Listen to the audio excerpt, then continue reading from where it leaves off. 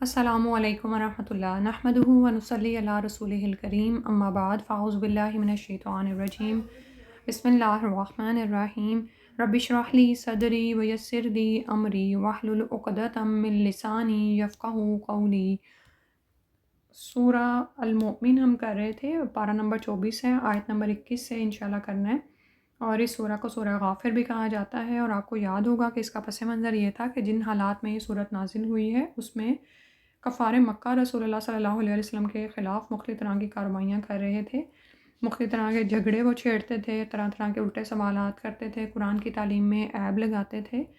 اور یعنی چاہتے یہ تھے کہ اتنے شکوک و شبہات وحی الہی کے راہ میں حائل کریں کہ نہ صرف یہ کہ خود سیدھے راستے سے رکیں بلکہ دوسرے لوگوں کے دلوں میں بھی ایسے شبہات کو ڈال دیں کہ وہ ایمان لانے سے رک جائیں۔ آج آیت نمبر 21 سے شروع کرتے ہیں، پہلے تلاوت سنتے ہیں۔ أَوَلَمْ يَسِيرُوا فِي الْأَرْضِ فَيَنظُرُوا كَيْفَ كَانَ عَاقِبَةُ الَّذِينَ كَانُوا مِن قَبْلِهِمْ كَانُوا هُمْ أَشَدَّ مِنْهُمْ قُوَّةً وَآثَارًا فِي الْأَرْضِ فَأَخَذَهُمُ اللَّهُ بِذُنُوبِهِمْ وَمَا كَانَ لَهُم مِّنَ اللَّهِ مِن وَاقٍ۔ اولم کیا بھلا نہیں، یسیرو وہ چلے پھرے، فی الارضی زمین میں، فینظرو تو وہ دیکھتے، کیفا کس طرح ہوا، کانا کیفا کیسے، کانا ہوا، عاقبت و انجام، الذین ان لوگوں کا، کانو جو تھے، من قبلہم ان سے پہلے، یعنی قریش مکہ سے ہی پوچھا جا رہا ہے کہ یہ لوگ زمین میں چلے پھرے نہیں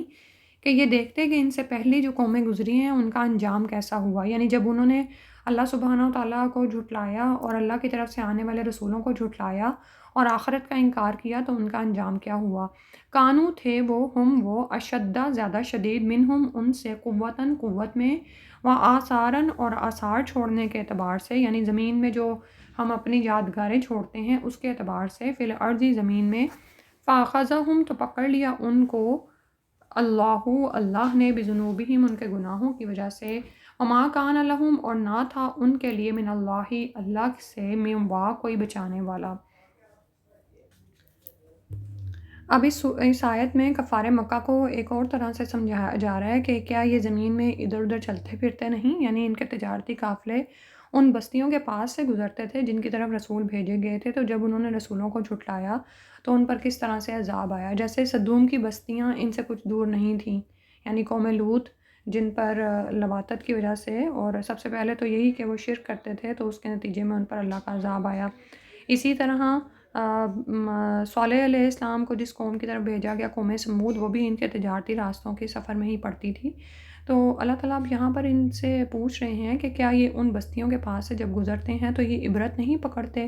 کہ ان لوگوں کا انجام کیسا ہوا جو ان سے پہلے گزر چکے ہیں۔ یعنی اس دنیا میں تو کوئی بھی ہمیشہ رہنے کے لیے نہیں آیا،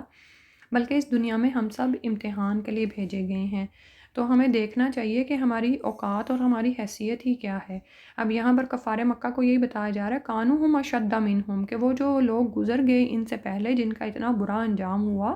وہ تو ان سے بھی زیادہ قوت میں شدید تھے، وہ آثاراً فی الارض، اور زمین میں نشانیاں چھوڑنے کے اعتبار سے۔ نشانیاں چھوڑنے کا مطلب یہ ہے کہ یعنی وہ زمین میں ایسی ایسی یادگاریں بناتے تھے کہ بعد میں رہنے والے لوگ ان کو کوئی بڑی چیز سمجھیں، ٹھیک ہے، اور ایسی ایسی انہوں نے یادگاریں چھوڑیں جو ان کی شان و شوکت پر دلالت کرتی تھیں، لیکن جب اللہ کا عذاب آیا تو یہ شان و شوکت ان کے کسی کام نہ آئی، اور ان کی یادگاریں، ان کی بلند و بالا عمارات انہیں اللہ کے عذاب سے نہیں بچا سکیں۔ فَأَخَذَهُمُ اللَّهُ بِذُنُوبِهِمْ، اللہ تعالیٰ نے ان کو ان کے گناہوں کی وجہ سے پکڑ لیا، ان کی مہلت ختم ہو گئی، تو وَمَا كَانَ لَهُم مِّنَ اللَّهِ مِن وَاقٍ، تو اللہ کے مقابل ان کو بچانے والا کوئی نہیں تھا۔ تو دراصل تاریخ کے قصے ہمیں کیوں سنائے جاتے ہیں؟ جیسے قرآن کوئی کہانیوں کی کتاب نہیں ہے، بلکہ یہ تو سبق سیکھنے کے لیے مختلف طرح کے قصے اس میں آتے ہیں اور حقیقی کہانیاں آتی ہیں کہ انسان ان سے سبق حاصل کرے۔ تو ہمارے لیے بھی سیکھنے کا اس میں یہی سبق ہے کہ کیا ہم غور کرتے ہیں کہ ایک دن ہمیں بھی مر جانا ہے، اور ایسا تو نہیں ہے کہ ہماری زندگی اللہ تعالیٰ کی نافرمانی میں ہی گزرتی چلی جا رہی ہے اور اللہ تعالیٰ کی دی ہوئی نعمت کا ہم غلط فائدہ اٹھا رہے ہیں۔ اور صحیح راستہ کیا ہے کہ انسان اب جو مہلت اس کو ملی ہے، جو زندگی اس کو دی گئی ہے، اس کے ایک ایک لمحے سے اپنی آخرت کمائے، کیونکہ جب اللہ کی طرف سے عذاب آتا ہے تو پھر اس عذاب سے بچانے والا کوئی بھی نہیں ہوتا۔ پھر اگلی آیت میں فرمایا ذلك بأنهم كانت تأتيهم رسلهم بالبينات فكفروا فأخذهم الله إنه قوي شديد العقاب۔ ذالکہ یہ بِأَنَّهُمْ بوجہ اس کے کہ بے شک وہ کانت تھے، وہ تأتیہم آتے تھے ان کے پاس، رسولہم ان کے رسول بالبیناتی ساتھ روشن نشانیوں کے، فکفروا تو انہوں نے انکار کیا، کفر کیا، فاخذہم اللہ تو پکڑ لیا اللہ نے ان کو، انہ بے شک وہ قوی قوت والا ہے، شدید العقاب سخت سزا دینے والا ہے۔ یعنی تم دیکھتے نہیں کہ ان لوگوں کا ایسا انجام کیوں ہوا؟ اس لیے کہ ان کی طرف بھی ڈرانے والے بھیجے گئے تھے، رسول آئے تھے بالبیناتی ساتھ روشن نشانیوں کے، لیکن انہوں نے بھی ویسا ہی رویہ اختیار کیا جو اس وقت کفار مکہ کیے ہوئے ہیں کہ انہوں نے ان کا انکار کر دیا۔ فاخذہم اللہ تو اس کی وجہ سے اللہ نے پھر ان کو پکڑ لیا، بے شک اللہ سبحانہ وتعالیٰ بہت قوت والا ہے، سخت سزا دینے والا ہے۔ تو بینات دراصل ایسی دلیل کو کہتے ہیں جس کے سامنے دوسرا فریق لاجواب ہو جائے، اور پھر اس لفظ کا اطلاق معجزات انبیاء پر بھی ہو سکتا ہے، یعنی انبیاء کرام کو جو معجزات دیے گئے تھے ان کو بھی بینات کہا جاتا ہے، یعنی روشن نشانیاں، ایسی نشانیاں کہ جب وہ سامنے آئیں تو انسان کو پتہ چل جائے کہ یہ مخلوق سے سرزد نہیں ہو رہی بلکہ یہ اللہ رب العالمین ہی کی اتاری گئی ہیں۔ جیسے آپ یہ دیکھیں کہ قرآن کی آیات بھی بینات ہیں، روشن نشانیاں ہیں، کیونکہ بار بار کے چیلنج کے باوجود کافر اس طرح کا کلام پیش نہیں کر سکے، یعنی وہ نبی صلی اللہ علیہ وسلم پر یہ الزام لگاتے تھے کہ یہ کتاب تم خود ہی گھڑ لائے ہو، لیکن اگر ایسی ہی بات تھی تو وہ یہ مشرکین مکہ انسان تھے نا، تو پھر اس طرح کی کتاب گھڑ لاتے، تو وہ خود بھی اس کا جواب دینے سے قاصر تھے، کیونکہ یہ کتاب اللہ سبحانہ وتعالیٰ کی اتاری ہوئی ہے۔ تو ایسی واضح ہدایات جنہیں دیکھ کر ہر عقل مند انسان سمجھ سکتا ہے کہ ایسی تعلیم کوئی جھوٹا خود غرض آدمی نہیں دے سکتا، تو یہ چیز بینات ہی ہوتی ہیں۔ اور جب انہوں نے ان بینات کے آنے کے باوجود، اب بینات کا مطلب یہی ہوا نا کہ وہ پہچان گئے تھے کہ حق کیا ہے، لیکن اس کے باوجود انہوں نے اس کا انکار کر دیا تو اللہ نے ان کو پکڑ لیا۔ بے شک اللہ سبحانہ وتعالیٰ خوب قوت والا ہے، سخت سزا دینے والا ہے۔ اس آیت میں ہمارے لیے عمل کی یہ بات ہے کہ جب ہمارے سامنے بھی اللہ کا کوئی حکم آتا ہے تو کیا ہم اس کو مانتے ہیں اور ہم یہ ایمان لاتے ہیں کہ یہ اللہ سبحانہ وتعالیٰ کی طرف سے نازل شدہ ہے تو مجھے اس کو ماننا ہے،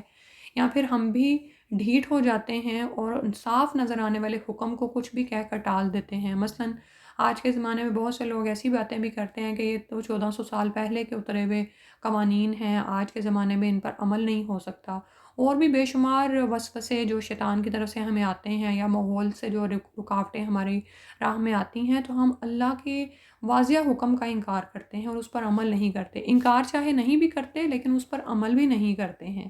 ٹھیک ہے، تو انسان کو اس وقت یاد رکھنا چاہیے کہ اللہ کی پکڑ بڑی شدید ہے، وہ خوب قوت والا ہے، سخت سزا دینے والا ہے۔ پھر اگلی آیت میں فرمایا وَلَقَدْ أَرْسَلْنَا مُوسَىٰ بِآيَاتِنَا وَسُلْطَانٍ مُّبِينٍ إِلَىٰ فِرْعَوْنَ وَهَامَانَ وَقَارُونَ فَقَالُوا سَاحِرٌ كَذَّابٌ۔ وَلَقَدْ اور البتہ تحقیق، تین طرح کی تاکیدیں ہیں، وا، لا اور قد، ارسلنا بھیجا ہم نے، موسیٰ علیہ السلام کو بھی، آیاتنا اپنی آیات کے ساتھ، و سلطان اور دلیل، مبین جو کہ واضح تھی، کھلم کھلی تھی، روشن دلیل کے ساتھ۔ آیت نمبر 24 میں فرمایا الی فرعون، فرعون کی طرف، و حامان اور حامان کی طرف، و قارون اور قارون کی طرف، فقالو تو وہ کہنے لگے، ساحرون جادوگر ہے، کذابون بہت ہی جھوٹا ہے۔ تو یہاں سے اب موسیٰ علیہ السلام کا قصہ شروع ہو رہا ہے کہ جن کو فرعون کی طرف اللہ سبحانہ وتعالیٰ نے اپنی نشانیاں دے کر بھیجا تھا، اور اس کے ساتھ ساتھ سلطان مبین روشن دلیل دے کر بھیجا تھا۔ تو نشانیاں کیا تھیں کہ جیسے عصا اور ید بیضا ہے، اور اس کے علاوہ سلطان مبین سے مراد ایسی دلیل ہے جو سند یا دستاویز کی حیثیت رکھتی ہے، جس سے واضح طور پر یہ معلوم ہوتا ہو کہ یہ شخص جو کچھ کر رہا ہے اپنے طور پر نہیں کہہ رہا، بلکہ یہ کسی دوسری طاقت کے بل بوتے پر کہہ رہا ہے۔ اب آپ یہ دیکھیں کہ ایسے حالات و واقعات موسیٰ علیہ السلام کی زندگی میں بہت دفعہ پیش آئے تھے۔ پہلی بات تو یہی کہ موسیٰ علیہ السلام فرعون کی حکومت کے مغفور مجرم تھے، اس کے باوجود آپ خود ہی سیدھے فرعون کے دربار میں پہنچ گئے اور اسے اللہ کا پیغام سنا کر اپنی اطاعت کی دعوت دی۔ یعنی آپ یہ دیکھیں کہ کسی کے شاہی دربار کا اگر کوئی بندہ شاہی، یعنی ان کا کوئی آپ نے حامی ہلاک کیا ہوا ہے، ٹھیک ہے، اور اس کے بعد آپ اس جگہ پر پہنچ جاتے ہیں، اور پھر اس سے بڑھ کر یہ کہ آپ اللہ کا پیغام وہاں پر پہنچا رہے ہیں، اور پھر یہ بھی کہا کہ بنی اسرائیل کو آزاد کر کے میرے ہمراہ روانہ کر دے۔ تو یہ دونوں ہی ایسی باتیں تھیں کہ فرعون یعنی اس پر تو جل بھن گیا، لیکن وہ یہ نہیں کر سکا کہ موسیٰ علیہ السلام پر ہاتھ اٹھائے یا آپ کو کوئی تکلیف پہنچائے۔ کہا تو بس یہ کہا کہ اگر تم واقعی اللہ کے رسول ہو تو کوئی معجزہ ہے تو وہ پیش کرو۔ اور پھر اسی طرح جب مصر پر کوئی عذاب نازل ہوتا تو فرعون سیدنا موسیٰ علیہ السلام سے التجا کرتا کہ اگر یہ مصیبت دور ہو جائے تو میں ایمان لے آؤں گا، اور جب موسیٰ علیہ السلام دعا کرتے تو وہ مصیبت ان سے ٹل بھی جاتی تھی، ٹھیک ہے۔ تو ایسی تمام باتوں سے صاف طور پر واضح معلوم ہوتا ہے کہ موسیٰ علیہ السلام کے پیچھے کوئی غیبی طاقت تھی، اور فرعون باوجود چاہنے کے بھی موسیٰ علیہ السلام پر ہاتھ نہیں اٹھا سکا۔ اور اسی لیے تو آپ یہ دیکھیں کہ فرعون اور اس کے سب درباری آپ علیہ السلام سے بہت خائف تھے۔ یہی دراصل سلطان مبین کا مطلب ہے کہ اللہ سبحانہ وتعالیٰ نے موسیٰ علیہ السلام اور ہارون علیہ السلام کو یعنی فرعون جیسے ظالم بادشاہ کے دربار میں بھیجا، حالانکہ یہ فرعون وہی بادشاہ ہے جو بنی اسرائیل کے بیٹوں کو بری طرح سے ذبح کروا دیتا تھا اور ان کی عورتوں کو آزاد چھوڑتا تھا تاکہ ان کی رسوائی ہو۔ لیکن اس سب کے باوجود موسیٰ علیہ السلام کی شخصیت میں یا ان کے کردار میں یا ان کے پیچھے واقعی ایسی غیبی طاقت تھی، ایسی سلطان مبین تھی کہ فرعون ان کے خلاف کوئی ایکشن نہ لے سکا۔ تو فرعون اور فرعون کی طرف موسیٰ علیہ السلام اور ہارون علیہ السلام کو بھیجا گیا۔ الی فرعون و حامان و قارون، اب یہ تینوں ہی جو ہیں ایک طرح سے مختلف چیزوں کے سمبل ہیں۔ فرعون جو ہے وہ اقتدار کا سمبل ہے، اور حامان اسی کے دربار میں ایک انجینئر تھا، اور قارون ایک بہت ہی دولت مند انسان تھا۔ اور اب ان تینوں کی طرف اس لیے فرمایا کہ فرعون جیسے اقتدار کا سمبل ہے، ٹھیک ہے، یعنی وہ اپنے اقتدار کے نشے میں چور تھا اور اسی پر ہی متکبر تھا۔ حامان اپنے علم پر بڑا مغرور تھا کہ میں بہت بڑا انجینئر ہوں اور مجھ سے بڑھ کر تو کوئی بلڈنگز بنا نہیں سکتا۔ قارون بہت زیادہ دولت مند تھا اور وہ اپنے دولت پر ہی بہت متکبر تھا، ٹھیک ہے۔ تو اب یہ تینوں دراصل ایک طرح کی نشانی ہیں۔ آج کے دور میں بھی آپ یہ دیکھیں کہ اگر کوئی اقتدار کے نشے میں اللہ سبحانہ و تعالیٰ کی نافرمانی کرتا ہے، یا کوئی علم کی بنیاد پر اللہ تعالیٰ کے حکموں کو ٹھکراتا ہے، یا پھر قارون کی طرح وہ اپنی دولت پر ناز کرتا ہے اور نماز پڑھنے کو ہی کوئی اہمیت نہیں دیتا، اور وہ اللہ تعالیٰ کو کچھ سمجھتا ہی نہیں ہے بلکہ خود کو ہی بڑی چیز سمجھتا ہے، تو ایسے تمام لوگ دراصل فرعون، حامان اور قارون کے ہی راستے پر چل رہے ہیں، اور یہ ان کے راستے پر چلتے چلتے پھر ان کا بھی وہی انجام ہوگا جو فرعون، حامان اور قارون کا ہوا، ٹھیک ہے۔ تو یہاں پر خاص طور پر ان تینوں کے نام آئے ہیں، تو یاد رکھیں کس کس کے حوالے سے، ایک اقتدار، دوسرا علم پر نازاں ہے، اور تیسرا اپنے مال و دولت پر۔ تو ساروں نے ہی کیا کہا، فقالو، تو کہنے لگے، ساحرن، جادوگر ہے، کذابن، بہت جھوٹا ہے۔ اس کے بعد فرمایا فلما جاءهم بالحق من عندنا قالوا اقتلوا أبناء الذين آمنوا معه واستحيوا نساءهم وما كيد الكافرين إلا في ضلال وقال فرعون ذروني أقتل موسى وليدع ربه إني أخاف أن يبدل أو أن يظهر في الأرض الفساد. تو آیت نمبر 25 میں فرمایا فلما پھر جب جاءہم آ گیا ان کے پاس بالحق کی ساتھ حق کے من عندنا ہماری طرف سے قالو تو وہ کہنے لگے اقتلوا قتل کر ڈالو ابناء الذین بیٹوں کو ان لوگوں کے جو ایمان لائے معاہو اس کے ساتھ یعنی موسیٰ علیہ السلام کے ساتھ وستحیوا اور زندہ چھوڑو یا زندہ رکھو نساءہم ان کی عورتوں کو وما قید الکافرین اور نہیں تھی چال کافروں کی الا فی ضلال مگر گمراہی میں ہی. تو پھر جب ان کے پاس وہ حق لے کر آ گیا یعنی موسیٰ علیہ السلام جب ان کے پاس پہنچے اور ان کو اس حق کی طرف دعوت دی تو جیسے کہ پیچھے ہم نے پڑھا کہ فقالوا ساحر کذاب تو وہ سب موسیٰ علیہ السلام کو جھٹلانے لگے اور آپ کو جادوگر کہنے لگے. اس کی وجہ کیا تھی کہ جب فرعون کہنے لگا کہ اچھا پھر دکھاؤ تمہارے پاس کوئی معجزہ ہے تو پیش کرو تو موسیٰ علیہ السلام نے جب لاٹھی کو زمین پر پھینکا اور وہ اسطحہ بن گئی تو یہ سب بجائے یہ کہ موسیٰ علیہ السلام کو مان جاتے الٹا آپ کو جھوٹا کہنے لگے. حالانکہ آپ یہ دیکھیں کہ یہ خود اچھی طرح سے سمجھ چکے تھے کہ سیدنا موسیٰ علیہ السلام نہ تو جادوگر ہیں نہ ہی اپنے دعوے میں جھوٹے ہیں کیونکہ جادوگر تو فرعون کے ملک میں بھی بے شمار تھے لیکن کسی جادوگر سے یہ تو نہیں ہو سکا کہ وہ اپنے جادو کے زور سے پورے ملک میں قحط برپا کر دے یا یہ کہ اپنے جادو کے زور سے اس قحط کو ختم کر دے. یعنی جب اس سے قحط کو ختم کرنے کی دعائیں کرائی جائیں درخواست کی جائے تو وہ اپنے جادو کے زور سے بارشیں برسا کر قحط ختم کر دے. تو یعنی ایک واضح طور پر نظر آنے والے معجزے کو انہوں نے جھٹلا دیا اور اس کے بعد مقابلے پر آ گئے اور کہنے لگے کہ اس کے وہ لوگ جو کہ موسیٰ علیہ السلام کے ساتھ ایمان لیں ان کے بیٹوں کو قتل کرنا شروع کر دو اور ان کی عورتوں کو زندہ چھوڑو. تو اللہ تعالیٰ نے فرمایا کہ ان کافروں کی چال تو گمراہی میں ہی ہے چال اکارت ہی جائے گی انہیں کچھ کامیابی حاصل نہ ہوگی. اور وہی ہوا کہ اس طرح کی دھمکیاں تو یعنی یہ اقدام تو وہ پہلے بھی کرتا ہی رہا تھا تو ان دھمکیوں اور سزاؤں کے باوجود سیدنا موسیٰ علیہ السلام کے ماننے والوں میں کوئی کمی نہ ہوئی بلکہ وہ ان کی تعداد بڑھتی ہی چلی گئی. حالانکہ فرعون کا تو مقصد یہ تھا کہ کسی طرح سے لوگوں کو دھمکا کر اور ڈرا کر سیدنا موسیٰ علیہ السلام کا ساتھ دینے سے روکا جائے.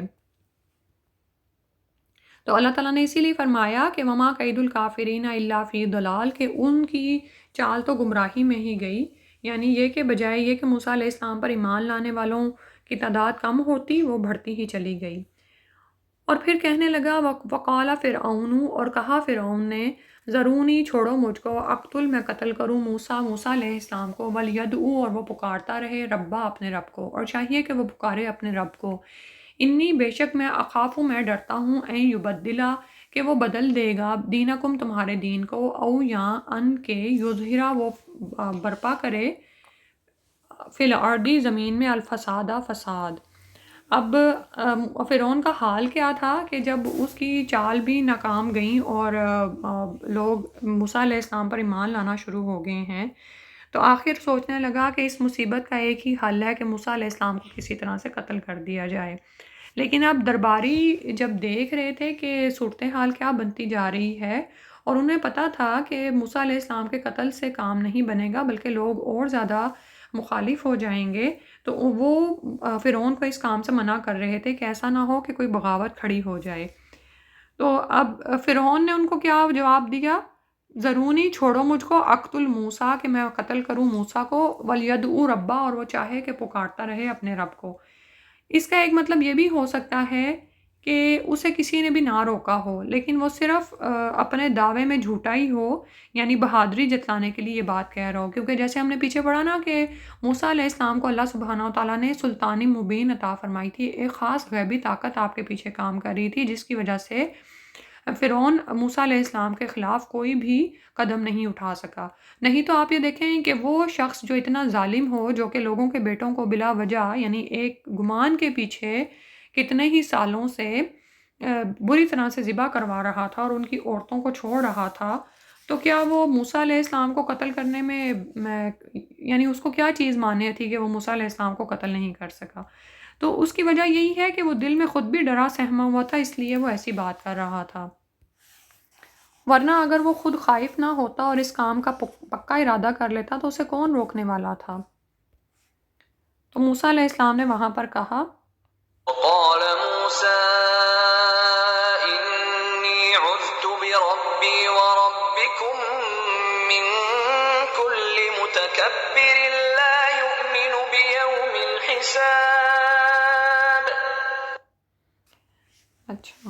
اچھا پچھلی آیت میں ابھی آدھی رہ گئی تھی. ہاں تو ایک تو یہ کہ فرعون یہ بہادری جتلا رہا تھا کہ چونکہ میرے درباری مجھے منع کر رہے ہیں اس لیے میں موسیٰ علیہ السلام کو نہیں قتل کر رہا. اور دوسرا کیا کہہ رہا تھا، لوگوں کو اس بات سے خائف کر رہا تھا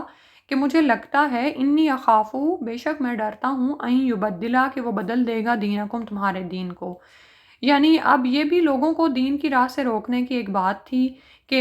ان کو کہنے لگا کہ مجھے ایسے لگتا ہے کہ اگر موسیٰ علیہ السلام کو یہاں پر سربلندی حاصل ہو گئی تو یہ یہاں پہ جو آلریڈی دین چل رہا ہے اس کو بدل دیں گے، او ان یظہر فی الارض فساد، یا پھر وہ زمین میں فساد برپا کریں گے. اب یہاں سے بھی کیا ظاہر ہوتا ہے کہ مفسد مصلح کوئی فسادی کہہ رہا ہے. یعنی فرعون سے بڑھ کر کون فسادی تھا جو لوگوں پر اس طرح طرح کے ظلم کرتا تھا. یعنی تاریخ میں فرعون ایک ظالم بادشاہ کے نام سے مشہور ہے، ٹھیک ہے. اور یہاں پر وہ کیا کہہ رہا ہے کہ میں موسیٰ علیہ السلام کو قتل کرا دوں، ایسا نہ ہو کہ یہ زمین میں فساد برپا کریں. اور یہاں پر دین سے مراد صرف حبل دیوتا کی یا سورج دیوتا کی پوجا ہی نہیں ہے، بلکہ پورے ملک کا نظام سلطنت مراد ہے. یعنی فرعون کا اصل خطرہ تو یہ تھا کہ کہیں میرا اقتدار نہ چھل جائے، ملک سے ملک نہ چلا جائے. لیکن اس کو اس بات کو اس نے سیاسی مکارانہ انداز میں اپنے درباریوں کے سامنے اس طرح سے پیش کیا کہ تمہارا دین جس سے تمہیں محبت ہے وہی نہ وہ بدل ڈالے، ٹھیک ہے. جیسے یعنی یہ کہ جو تمہارا طریقہ کار چل رہا ہے یہی وہ ختم کر دے گا، یا پھر یہ ہے کہ اگر ایسا نہیں بھی کرے گا تو یہ ضرور خطرہ ہے کہ ملک میں خانہ جنگی شروع ہو جائے گی، ٹھیک ہے. تو یعنی کہنے کا مطلب یہ تھا کہ وہ کہنا یہ چاہتا تھا کہ اگر تم چاہتے ہو کہ ملک میں امن رہے تو پھر اس انسان کو ختم کر دیا جائے. یعنی اب اس سے ساری باتیں واضح ہیں کہ یہاں پر کون ظالم تھا اور کون امن پسند تھا. پھر آگے فرمایا موسیٰ علیہ السلام نے، وقالا موسیٰ، اور موسیٰ علیہ السلام نے کہا، انی بے شک میں پناہ لے چکا بربی، اپنے رب کی، وربکم، اور تمہارے رب کی، من کلی متکبرن، ہر متکبر سے، تکبر کرنے والے سے، لا نہیں یؤمنو، جو ایمان لاتا، بیوم الحساب، حساب کے دن پر. تو فرعون نے جب موسیٰ علیہ السلام کو قتل کرنے کی بات کی، اور خواہ یہ بات اس نے موسیٰ علیہ السلام کے سامنے کی ہے یا ان کو دھمکی پہنچی ہے یا جو بھی ہے، تو موسیٰ علیہ السلام کا ایمان اس آیت سے شو ہو رہا ہے کہ وہ کہنے لگے کہ مجھے فرعون کی ایسی دھمکیوں کی کچھ بھی پرواہ نہیں ہے.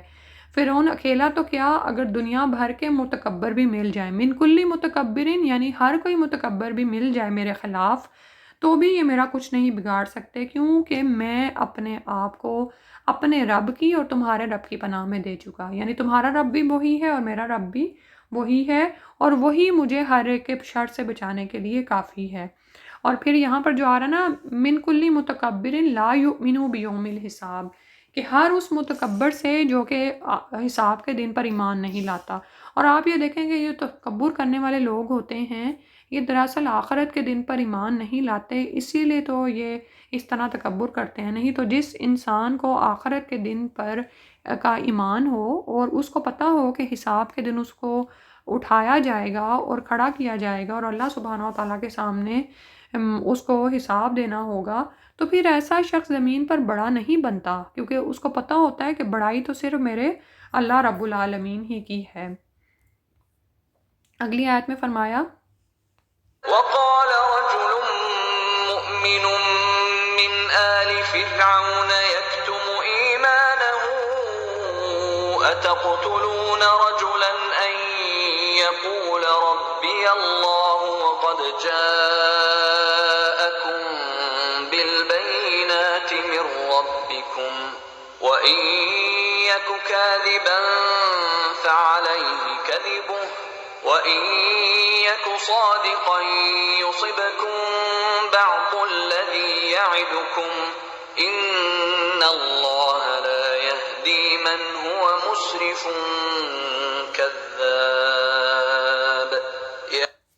وقال، اور کہا، رجل، ایک آدمی نے، مؤمن، جو مومن تھا، من آل فرعون، آل فرعون میں سے، یعنی یہ فرعونیوں میں سے تھا، یکتمو وہ چھپاتا تھا، ایمانہ اپنے ایمان کو، اتقتلونا کیا تم قتل کر ڈالو گے، رجلاً ایک آدمی کو، ان کے یقولا وہ کہتا ہے ربی اللہ کہ میرا رب اللہ ہے، وقد جاءکم اور تحقیق آئی تھی تمہارے پاس، بالبیناتی سات روشن نشانیوں کے، من ربکم تمہارے رب کی طرف سے، وقد جاءکم اور تحقیق وہ لایا ہے تمہارے پاس روشن نشانیاں تمہارے رب کی طرف سے، وَإِن یکو کاذباً اور اگر وہ ہے جھوٹا،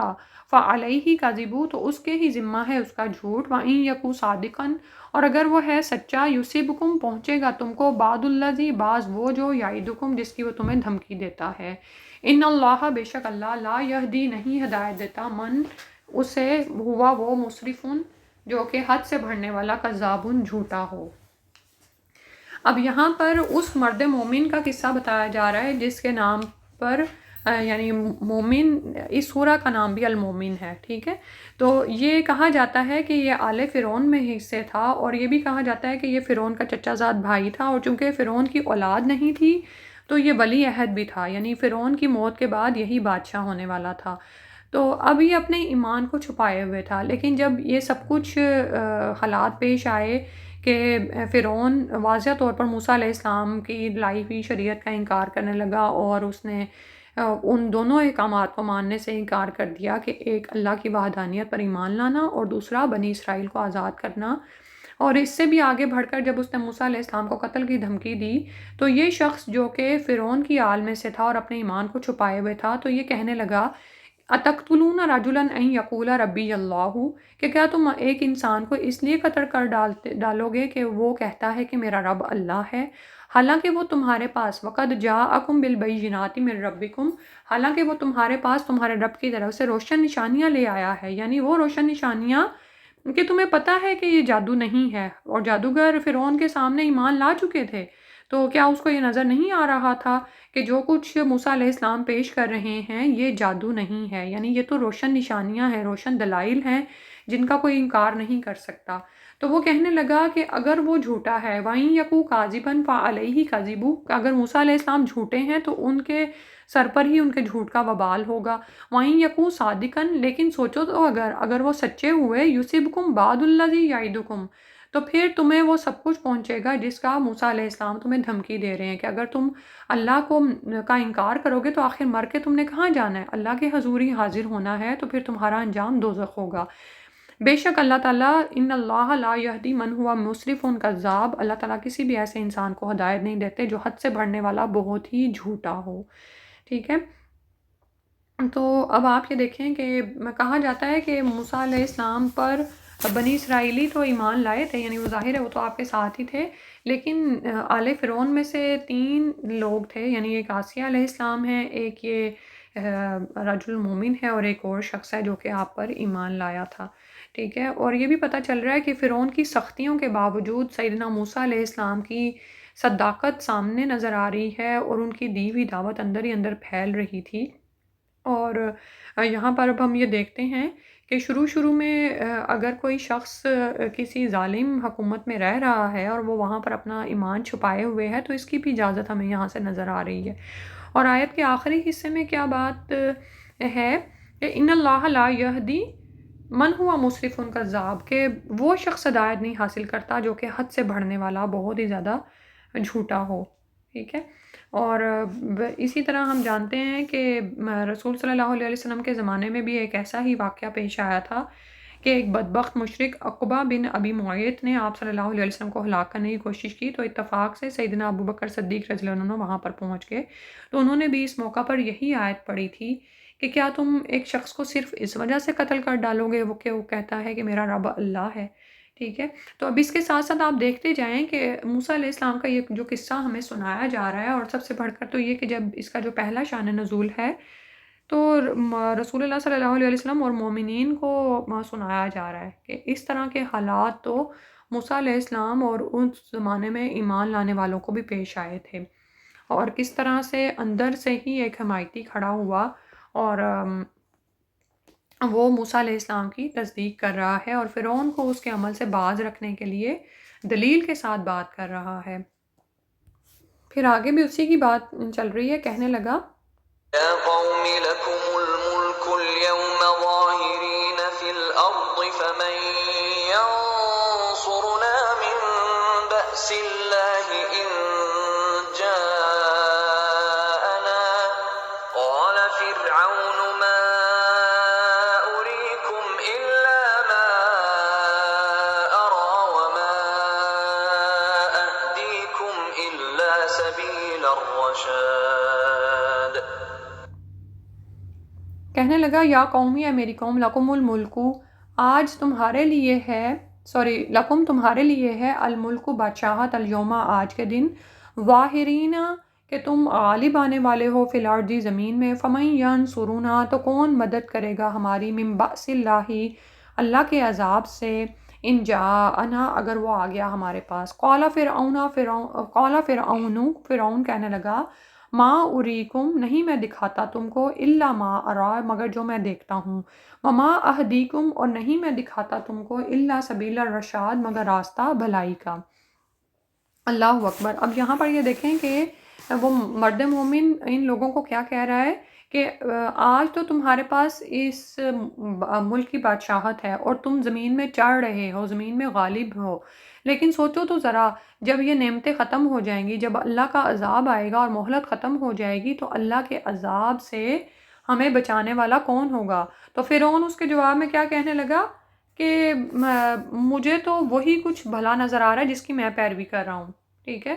اور میں تو اپنی بصیرت کے مطابق جو سامنے دیکھ رہا ہوں وہی تمہیں دکھا رہا ہوں، اور یہ تو ہے ہی بھلائی کا اور صلاح کا راستہ۔ یعنی خود فسادی تھا لیکن کس طرح سے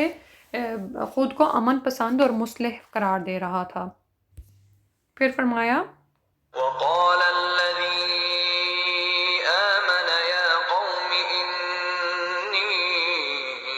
أخاف عليكم مثل يوم الأحزاب